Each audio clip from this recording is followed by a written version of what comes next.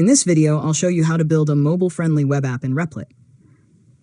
First, sign in to your Replit account and click Create REPL to start a new project.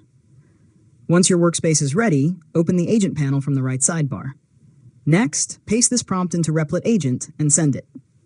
Wait while the agent generates a responsive web application that's optimized for mobile devices automatically. After that, review the generated files and accept the suggested changes. Once everything has been applied, click Run to launch the application. Now, test your web app on different screen sizes to make sure the layout, navigation, buttons, and forms work smoothly on mobile devices, tablets, and desktops. If you'd like to improve the design or add more features, simply ask Replit Agent to update the project. Finally, once you're happy with the results, deploy your application using Replit's built-in deployment tools so it's available online. And that's it.